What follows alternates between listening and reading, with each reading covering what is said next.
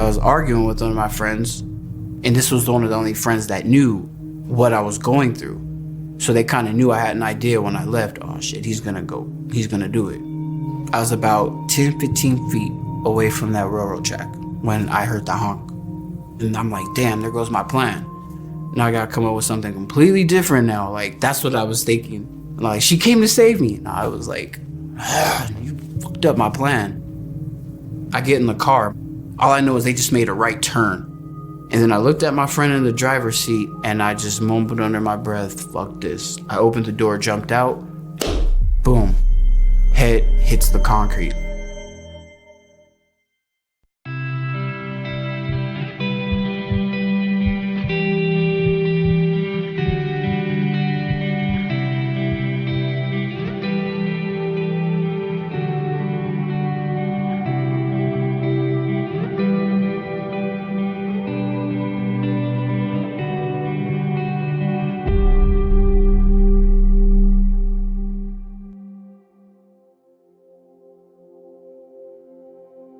My name is Chris Batts.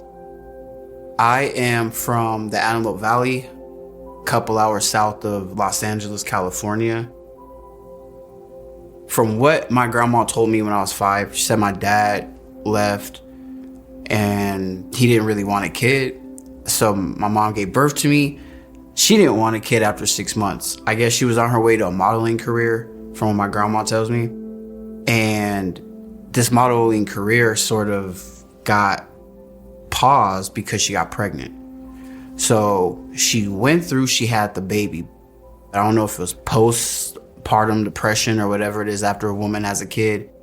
When I was 6 months old, she threw me in a dumpster, in a local neighborhood dumpster across the street, and left. So I guess she could do her own thing. A neighbor came out and was taking out their trash and they hear a baby crying. So they picked me up and was like, oh my God, I know this kid. I know his mom. Like, what is this baby doing in the trash? So the neighbor took me and kept me with her and called my grandma and said, I have your grandson right here and I'm not letting him go anywhere until you get here. So my grandma had me from that time at 6 months all the way till I was about 3.5 or 4. My grandma had a nervous breakdown. She was in the hospital for a year. So within this time, I was a few places in between. Then I ended up staying with the sister that my mom hates the absolute most. So you can pretty much guess this was a very horrible household. They treated me like horribly. Sort of ironic because we went to church every Sunday and sometimes Wednesdays and during the week. And they were like so holy, but they would nitpick their Bible verses. And there's one that they said the Bible says, you spare the rod, you spoil the child. So in that sense, they took that as, okay, we have full access permission to beat your ass whenever we want, because that means we'll go to heaven. And I used to count back in the day. If I went a week without getting like whooped, then that's an accomplishment. There's times I had a bunch of marks and bruises and stuff, and I would get asked by my teachers, like, are you in trouble at home? I was so scared at home, I would say no, because I thought if I said that and I get home, I would get more. Was I afraid of God? Hell yeah. I was terrified of God, this God in the sky that's like, I'm gonna kill you and you're gonna burn and you're gonna like be tortured for life. Your soul is not gonna get any rest. And we're going to this church every week. With my home life and my thoughts on religion, I was just pretty all messed up already. I felt like I had nothing. I said I'm gonna make the decision to raise myself because there's no one else here that can do it for me. I had to literally like start teaching myself life by just strictly observing and experience. To me, I was already an adult at the age of like 15. I was like, oh, I'm ready for life. You don't gotta tell me anything. I would stay out however late I wanted, come back whenever I wanted. Then you start getting behind in school. I was sitting at graduation in the bleachers because I didn't graduate. After high school, your friends start progressing in life. You're not. They have people to help them progress and give them just that little boost. You don't. When they gained their first houses, their first apartments, their first cars and all that, I'm going to the county building trying to get $200 in a month on the bus, no change, so I'm embarrassed enough to tell people I need help. I'm embarrassed to tell people that I'm on the bus. Embarrassed led to that depression that I had as a kid. I was so depressed I got numb. I tried all the pills I could. I would drink every day. Prescription cough syrup. Got bored of that. Okay, let me go back to the drinking. Nope, got bored of that. So I was like, I tried different stuff, and I guess like I never really had the addictive personality. I just got bored of things and I wanted to do something else. Mind you, my life is just, I have nobody I can count on in my family. Friends are moved on. I'm too embarrassed to tell them I need help. Family I know don't want you to do anything in your life. So it's like, I'm going to get out of here. So I went to the train station and timed every train that passed. I just stayed there watching it pass by, looking at the time. So I know, okay, I'm going to choose this time and this day to jump in front of a train. And whatever happens, happens. I don't care. What could be worse than being here right now? I was arguing with one of my friends, and this was one of the only friends that knew what I was going through. So they kind of knew I had an idea when I left. Oh shit, he's gonna do it. So they somehow, I'm sure, followed me. I was about 10, 15 feet away from that railroad track when I heard the honk. And I'm like, damn, there goes my plan. Now I gotta come up with something completely different now. Like, that's what I was thinking. Like, she came to save me. And I was like, you fucked up my plan. So I get in the car. Mind you, out of all this time, my mom calls me.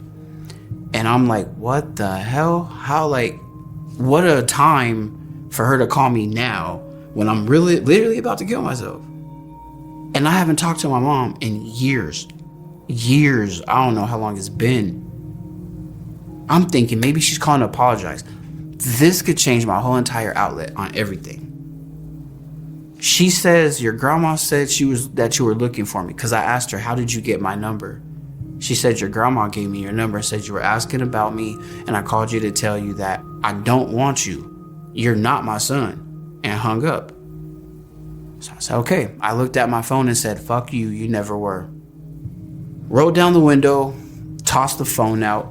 All I know is they just made a right turn, and they kept going. And then I looked at my friend in the driver's seat, and I just mumbled under my breath, fuck this. I opened the door, jumped out, boom. Head hits the concrete. I'm like, I think this hurts, because I wasn't sure if it hurt. And I was like, oh, let me just go home. And then it was hard to get up, and something's like, I wouldn't do that if I were you. Something keeps telling me that, so I keep trying to get up and try to like pull myself. It's hard, so I use like all my force to just pull myself up, and it was like this suction feeling, like going right out. And I look down and see a body laying right there, and I'm like, that's my body? I'm like, nah, that's my mind messing with me. I'm just gonna go home now. I took about 3 steps. Everything was just different colors, slow motion. Next thing you know, I'm like, how could this happen? And I just get this feeling right here from the most dominant force you'll ever feel in your life. I knew it was God, because you just know it was that strong. I could compare it to being hit by lightning every time, just constantly. After every sentence, after every statement, just pew, pew, pew. And I had a bunch of questions in my head, and just in the order the questions were in my head, they were answered. I was thinking, who are you? So it was like, let me reintroduce myself. I am God. Yes, I am real. Yes, angels are real. They're a gift from me. Want to meet them? I didn't believe in angels, so I said no. I'm like, I don't want to see no angels. I don't believe in that stuff. Oh, that stuff for TV, I thought.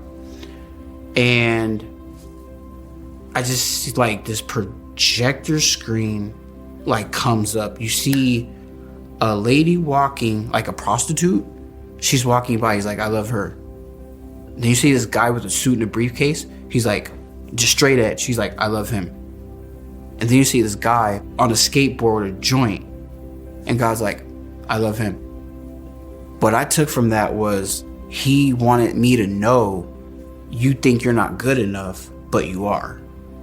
Because I love everybody. Then he says, I will go to the end of the world so that everyone is with me. I was like, oh, he'll literally will go to the end of the earth for us, just so we can be with him because he loves us like that. I said, what am I supposed to do when I go back to earth so people don't think I'm crazy? And he says, go and tell everyone that I love them. I didn't see him at all. I just felt him. He gets on a knee and then gives me a hug. The hug was very tight and safe, and I did not want to let go. So the first meeting with Source was, oh my God, I don't deserve to be here.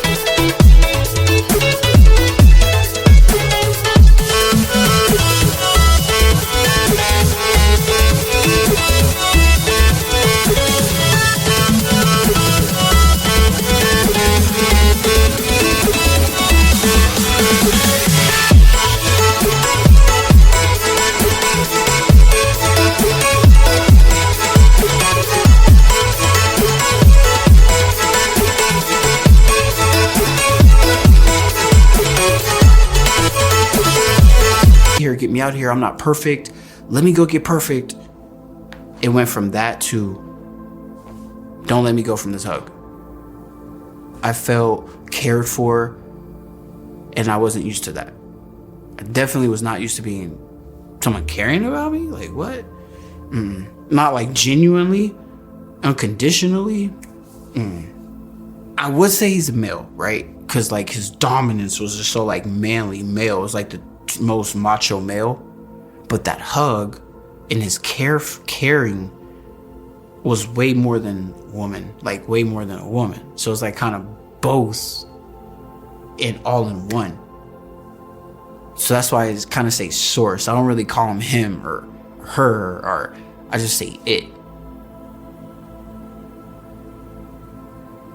So now here's the actual part where I'm in the air. I see the clouds, a bunch of angels flying everywhere. And then there was two particular ones I just recognized. I just knew them. It seemed like they were familiar, and I knew them all my life. These angels I'm actually looking at. I didn't see God, but I'm actually seeing these angels. I see everything around me, just like I'm looking at you right now. The one on my left, I look at him, it's this beetle kind of face. I didn't really get the best look at his face because there was so much light shining down from it. It was like looking at the sun. Then I looked to the right. This one is more human than anything. Human face, curly brown hair, blue jeans, brown sandals with a red flannel shirt, and the sleeves are rolled up to his elbows. I know a lot of people like to compare it to the Brawny Man. I kind of compare it to, if people that know Roseanne, Dan Connor. That's who he reminded me of, was Dan Connor. So he says, you have so much to do for so many people. And I was like, I do? They're like, look down. So I look down. I see my body laying there. I see the friend I was with. I see the ambulances. I just felt this big urgency to go back to Earth. The one on my left side, he was frustrated, in a stern voice. Are you sure you want to go? But I guess he wasn't mad at me. He was upset at what happened to me in life. This was my chance to say, hell no, I'm out of here. I'm not going back there. But for some reason, I felt this huge, like, I guess responsibility or urge, this huge urge to go back. When I said, okay, I'll go back, it was like the blink of an eye. I wake up 2 days later in the hospital. Well, I just remember them calling me Miracle and saying that we thought you were dead. We didn't think you were coming back. They said I hemorrhaged, I don't know how many times. And they said there was nothing. I was gone. The day I was actually released from the hospital, I was being wheelchaired out to the car. Because I couldn't walk, couldn't talk, I didn't have senses, all that stuff was gone. And I looked up at the sky and I seen the mountain, I seen the clear sky.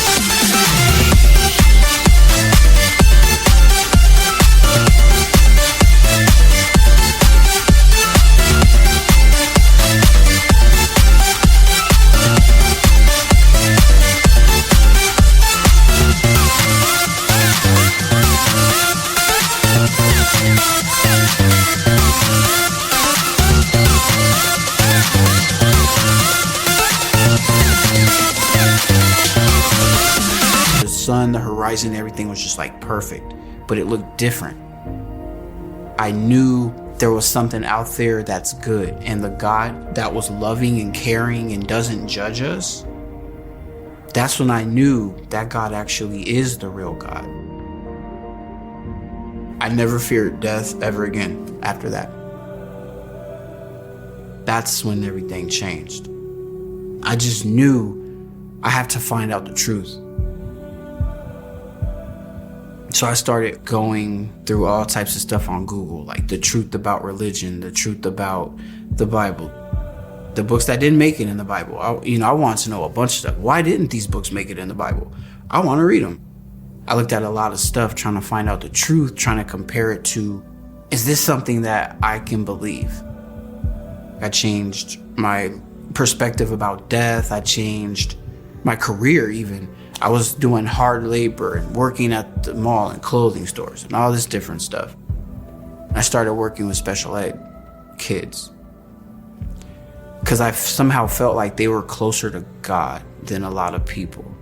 I felt like the special ed kids, they don't get the certain life skills that a lot of the other kids get, but spirit-wise, they're like so connected. So I wanted to be around my kids that are connected. Suicide is real, and a lot of people don't have the experience I did. If I didn't have my experience, I probably would have been another lost soul out there. I just got lucky enough to come back and tell the people that are suicidal that God, Source, loves you. And there's someone in the world that loves you too. You just got to open your mouth. There's someone out there that'll help you. I was too pretty much embarrassed to even speak out on it, which the average suicidal person won't. And that's when they're gonna do something, because they're not talking about it. I say there's someone out there that does care. Don't be embarrassed. One thing I always say, the situation you might have in life, if you change your thought, you could change your life. Change the way you feel about yourself, and then see what happens after that. I think the purpose of life is to experience, to better our souls, to make mistakes at a certain time, and then by the time you move on and progress to your next life goal, your next soul journey, you'll take mistakes that you learned from the life you lived. Your soul will be better.